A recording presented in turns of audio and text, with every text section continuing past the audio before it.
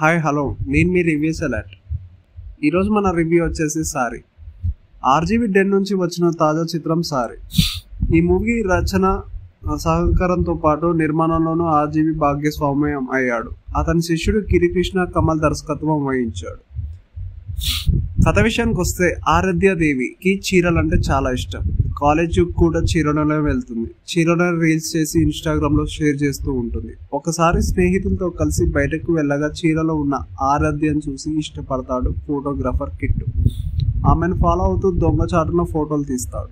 ఇన్స్టాగ్రామ్లో చాట్ చేసి ఆమెను ఫోటోషూట్కి ఒప్పిస్తాడు. అలా ఆమెకి దగ్గర అవుతాడు.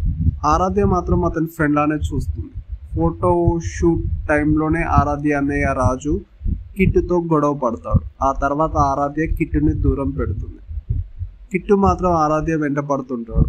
సైకోలా మారి వేధిస్తూ ఉంటాడు. దీంతో ఆరాధ్య ఫ్యామిలీపై కిట్టుపై కేసు పెడుతుంది. ఆ తర్వాత ఏం జరిగింది, ఆరాధ్యని దక్కించుకునేందుకు సైకో కిట్టు ఏం చేశాడు, చివరి కిట్టు పీడన ఆరాధ్య ఎలా వదిలించుకుంది అనేది మిగతా కథ.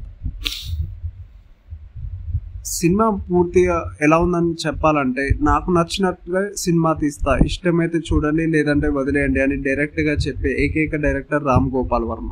ఒకప్పుడు ఆయన సినిమాలు ట్రెండ్ క్రియేట్ చేశాయి, కానీ ఇప్పుడు ట్రెండ్కు తగ్గట్టుగా తీయడం లేదు. గత కొన్నాళ్ళుగా ఆర్జీవి డెన్ నుంచి వచ్చి చిత్రాలు ఏవి బాక్సాఫీస్ వద్ద ఆశించిన స్థాయిలో ఆడటం లేదు.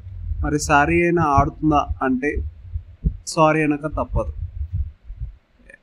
క్యారెక్టర్స్ పర్ఫార్మెన్స్ విషయానికి వస్తే సారీ సినిమా టైటిల్కి తగ్గట్టుగానే సారీలో ఆరాధ్య అదరగొట్టింది. వర్మ మెచ్చిన నటి కాబట్టి ఆయన కావాల్సినట్టుగా తెరపై కనిపించి కవిందు చేసింది. యాక్టింగ్ పరంగా పర్వాలేదనిపించింది. ఇక సైకో కిట్టుకి సత్య అదరగొట్టేశాడు. ఒకనొక దశలో తన నటనతో భయపెట్టేశాడనే చెప్పాలి. ఇది ఫ్రెండ్స్ మన వీడియో. నచ్చితే లైక్ చేయండి, షేర్ చేయండి, సబ్స్క్రైబ్ చేసుకోవడం మాత్రం మర్చిపో.